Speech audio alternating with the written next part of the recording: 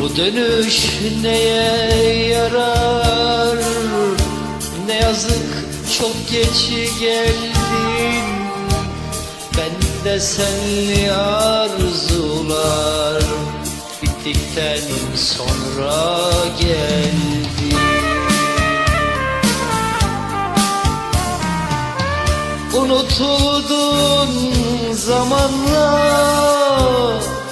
ne olur beni anla. Gözümden damla damla düştükten sonra geldi.